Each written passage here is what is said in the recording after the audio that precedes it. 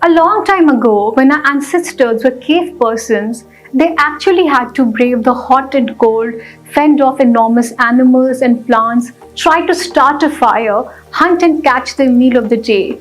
Centuries later, many folks feel like it's just as bad, stuck in a dead-end job with few prospects that makes them travel to and fro, crushes their soul, and makes life monotonous. They felt like they weren't people. They were just numbers that had to fulfill certain goals, and that's it. It made them feel despondent and worthless. Remember when 2021 was called the year of the Great Resignation?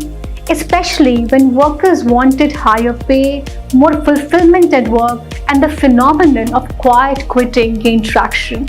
The Great Resignation set off a seismic shift in the global economy.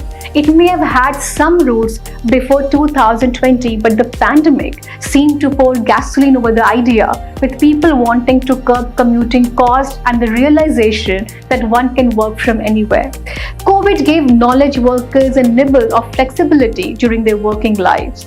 That is why when people desperately needed stability and money, they chose to quit in droves. For many, money wasn't enough to retain workers. People also wanted job fulfillment. Since the start of the COVID-19 pandemic, employee turnover rates have been historically high. By the end of 2021, about 48 million folks in the US left their jobs for other positions. But with the seemingly engineered recession underway, the act of leaving your job to look for better opportunities or just outright relax has become more of a luxury than really a viable option. Because when there's a recession or a prolonged downturn, a hiring freeze may actually become a layoff. 1 year after the Great Resignation, about 4 million folks are missing from the workforce, according to the Brookings Institution, almost as if this is the next normal or as if the labor market is still convalescing. And the transition seems to have gone from the Great Resignation to the Great Layoff.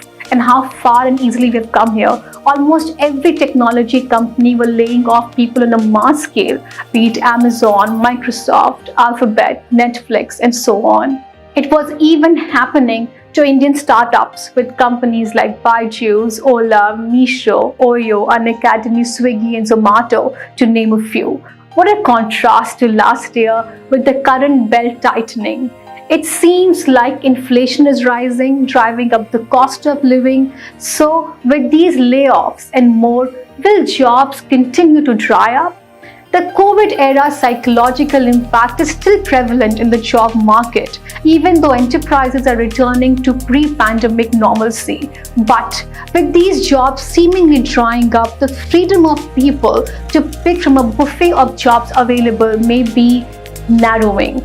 And with this worry of a recession, folks are prioritizing job security over job freedom. It's actually like preferring a stable relationship rather than fooling around.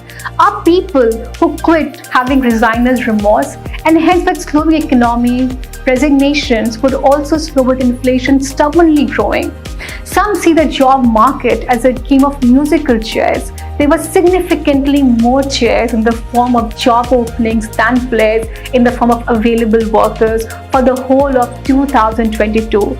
Chairs are being dragged away at a considerably faster rate, which might serve as a wake-up call to job hunters. Is it again anymore though? All said and done, the Great Resignation became the Great Mass Layoff. So in 2023, can you name your price?